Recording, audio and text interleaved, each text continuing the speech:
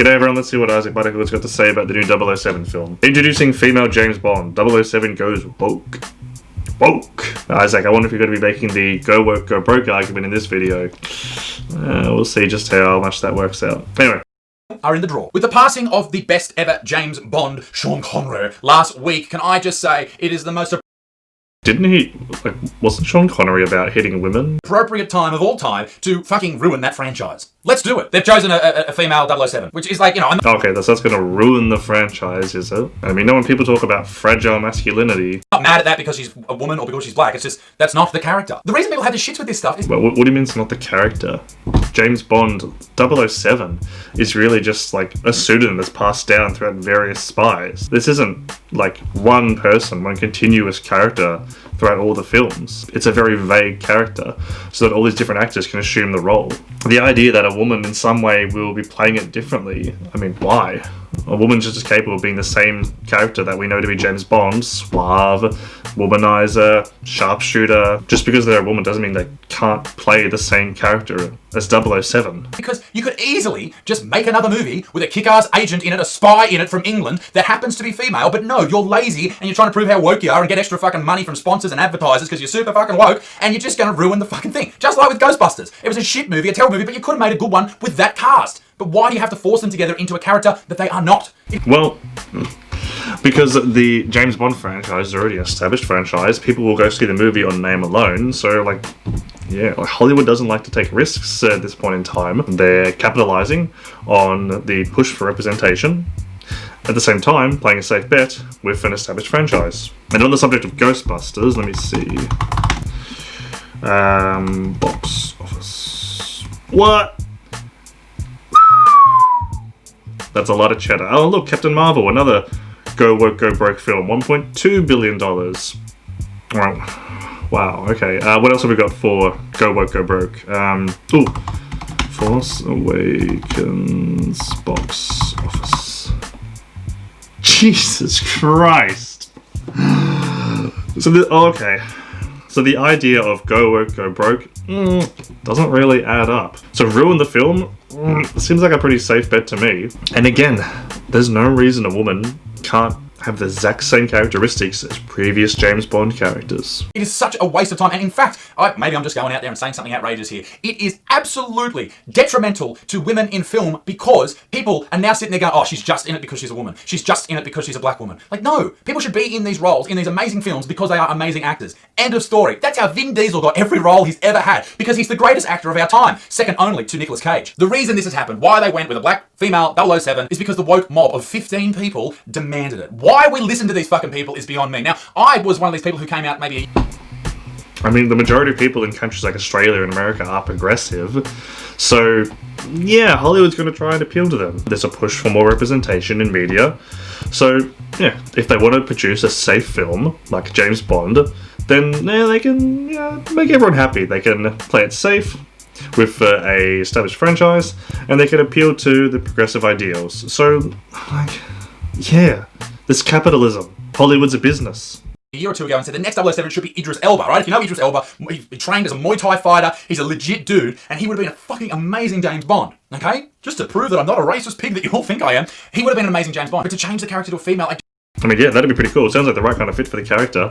But again, there's no reason that a woman can't play the same 007 that we've seen throughout those movies. There's no reason that a woman can't get in gunfights, have gadgets, be a womanizer, all the things that we know with associated 007, the drinking, the gambling, like the suave personality. A woman's just as capable of doing that.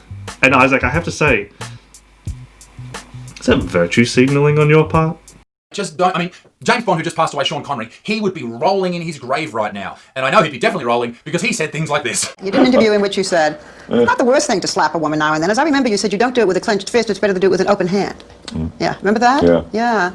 And I didn't love that. I haven't changed my opinion. You haven't? No, not at all. You think it's good to slap a woman? No, I don't think it's good. You don't think it's bad, I don't think it's that bad. I think that it depends entirely on the circumstances and if it merits it. Yeah. Jesus fucking Christ, Sean. Like, I know he was born in the 30s and shit, but dude. Anyway, the British actress Lashana Lynch will take over the role of James Bond from Daniel Craig. The news was set to be revealed in the new Bond film No Time to Die, which was slated for release at the start of this year, but was delayed due to the corona pandemic. According to the Daily Mail, the best newspaper in the world, there is a pivotal scene at the start of the film where M says, "Come in 007, and in walks Lashana, who is black, beautiful, and a woman. They write that like... Oh, I want to get off Mr. Bones' wild ride. Reactionaries. Please, I want to leave 2014 behind. Can we just move on? It's like craziest thing of all time. In an interview with Harper's Bazaar that hit newsstands this week, Lynch spoke about how she dealt with people who objected to 007 being a woman of colour. I don't think it has anything to do with your colour, it's the gender that is the issue. Saying, you're the one that said her, you're the one that called her a black woman at the start of your video. You talked about her race. She had to remember... You're the one that referenced Idris Elba. Virtue signaling about race. Take it personally. People object to this because they're completely changing the character. That is the number one thing here. It's a different fucking thing. Let me ask you this. If you think it's an amazing thing that the Bond is now a female, would you be as happy if instead of Whoopi Goldberg and Sister Act, it was Steve Buscemi? Like, does that make sense? Do you see what I'm saying? If they've remade Happy Gilmore with Obama at the helm. Or changed The Godfather to have the kid with the eyebrows as the lead role. Or make a period film about Anne Boleyn, the wife of King Henry VIII that was put to death, and they had a black female playing that role when she was definitely not a black female. We know this from history books. Oh wait, they already did that. Nice one, Hollywood. Nice one. Lynch, who is of... Oh my god. Like... Okay, like, the thing about those characters is that... Like a big part of... whatever the fucking name of the character from Sister Act is, a big part of that character is Whoopi Goldberg. Like, a lot of that character is who Whoopi Goldberg is. Whoopi Goldberg puts a lot of herself into the character, just like with Robin Williams and the Genie. A lot of who the Genie was who Robin Williams was. But with 007, it's not the same case. A lot of who 007 is not who the various actors are that have played them. These characters aren't a blank slate. 007 is. Like, there's the same argument that people made back when the female Doctor Who took over after Peter Capaldi.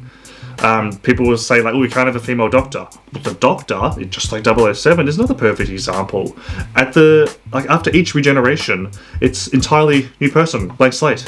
Different personality, different attitudes, different characteristics, different quirks, different ways they approach problems. The Doctor was perfect for a gender swap. And same thing with 007. 007, it's not a person that's changes after each regeneration. It's a title that's inherited by different spies. So 007 is just a blank slate. And again, you can have a female actress playing the exact same characteristics as previous James Bond films. Jamaican descent, says she feels grateful that she gets to challenge those narratives that 007 has to be a white man. Now, the reason that 007 has to be a white man... Oh, has to be a white man. ...is because that's who it's based on. One of Britain's greatest spies in the Second World War, a secret agent who went by the code name White Rabbit, has been identified as the inspiration behind Ian Fleming's James Bond. Wing Commander Forrest Tommy Yeo Thomas, one of Britain's greatest secret agents of the war, claims that the writer based the character of 007 on the spy and recreated many of his real-life experiences in his novels. I guess the narrative was started that 007 has to be a white dude. That's the most piss-poor excuse ever. I don't know if you heard, but James Bond is a fictional story. Regardless of the inspiration, unless your intent is to make an entirely historically accurate representation of that soldier, you can take liberties. Like, oh, this is good for inspiration, but hey, we can do what we want with it. It's a fictional story. And there's the most piss-poor excuse for why it has to be a white man. Like, this is Gamergate tier argument. Keep women out of my spaces. Because it's based on a spy who was a white dude. Also, considering that the first movie came out almost 60 years ago and they've all been white dudes. Like, changing the whole gender, the whole structure of the story just seems a little... Again, you can't conflate the two. They're not changing the gender to change the whole story. They're just changing the gender and it's the same story.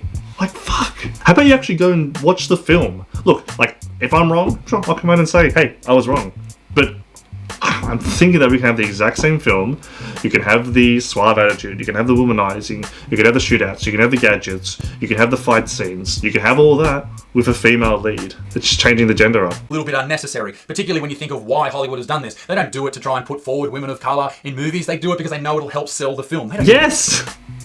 It's a business. shit about you. They're just trying to make more money. That's literally it. We're moving away from toxic masculinity, and that's happening because women are being open, demanding, and vocal, and calling out misbehavior as soon as we see it, she said. What the fuck has that got to do with 007? Why is that even in the fucking article? Why can't we just go to the movies and just see something to take us away from our fucking mental lives, and we can just sort of immerse ourselves into the storyline? Why does it have to be a fucking political commentary?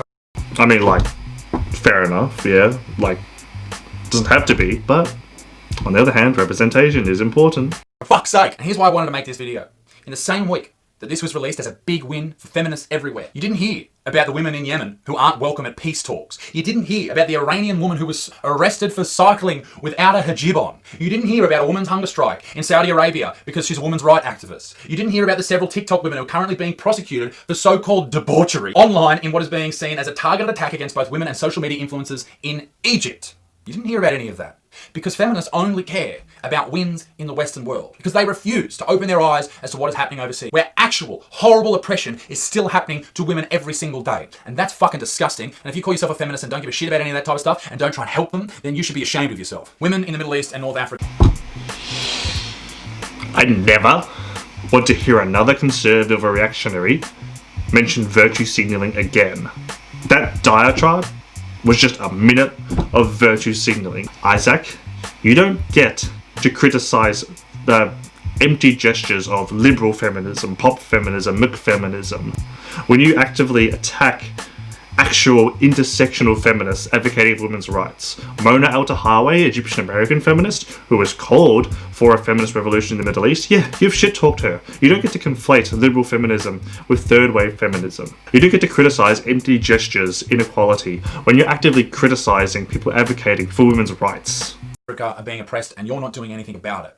Woke movie producers think they're absolutely killing it because they put a woman here or put a woman of colour there, but in reality, I think it's quite demeaning, in fact, to think that this woman could only be successful in a film because that film has a big franchise behind it. Why can't she do it herself? I think absolutely she could with the right script. Obviously, this young lady who has taken on the Bond role is a great actress, and I think it is only going to harbour her career having her in the 007 role. In saying all that, I don't like 007 movies. I don't like James Bond movies. I've never really watched any of them. So who gives a fuck what I think? Be a good motherfucker. Peace in the Middle East. Be dick stinks. I'll see you over Jesus fuck, what the fuck did we come here for then? Alright, so it just boils down to Gamergate, get women out of my spaces, Jesus fucking Christ. And after all that, he doesn't even care about the fucking film. I'm Louis Vuitton, I'll see you all later.